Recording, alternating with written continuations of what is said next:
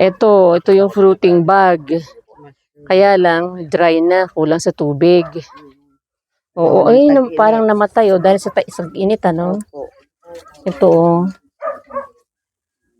parang namatay na siya. Sis, hindi na yung pwede yung ganyan. Ito po yung ginagawa nilang powdered na po. Powdered mushroom na. Kasi po, na-dry lang siya na wala pong water intake. Ayun, oo. Ito yung growing house nila, Sis Adele pa. Dry pa. Ayan, medyo dry. At saka patapos na rin po kasi yung pamumunga niya. Oo. Pero kung gusto pa po nating pamungan, pwede pa. Oo. Kagaya nito, ito. Mamumunga po siya. Ayan. Oyster mushroom to, sis, no? Opo. Oyster. White oyster mushroom. Pwede pang pabungahin kung didiligan. Tubig. Opo, tubig. Pero ngayon, wala. Parang na-preserve gawa nga po ng na wala pong tubig. Ang kalaban pala ng mushroom pagka tag-init. Walang tag-init. tubig. Opo. Yung new made dry din po yung kanyang hangin. Oo. Kaya nagiging ganito po yung mga mushroom po. Hindi na po quality yung kanyang. Oo. Yun ang kalaban ng gaya niya, no? Pailan-ilan lang siya. Hindi na siya commercial quality, Wala na po. Pangkain, pwede. Hindi na po kasi dry na po. Dry na. Opo. Gagawin, matigas na. So, powdered na po ang niya.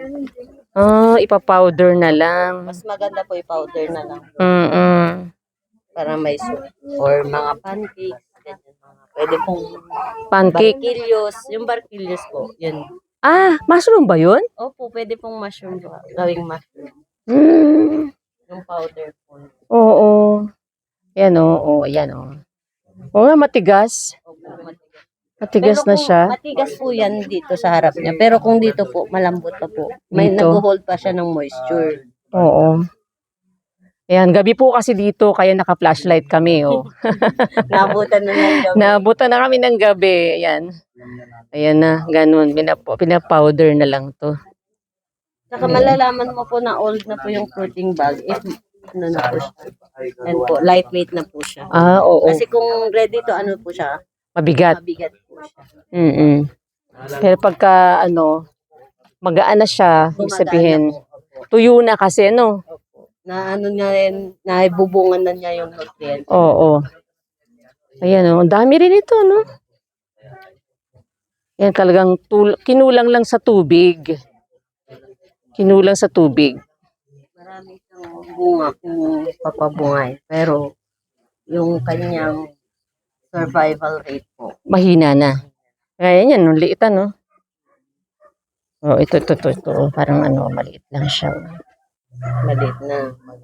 Ako nga dati, nag-alaga ako sa kwarto. Sa kwarto ko lang, merong 3 fruiting bag yata.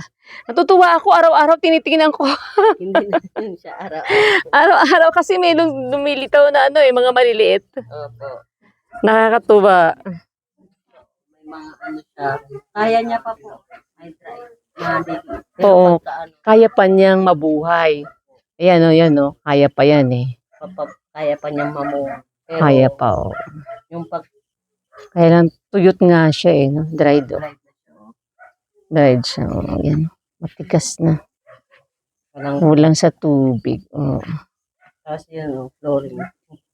Oo, Hindi siya nag-hold ng moisture. Oo.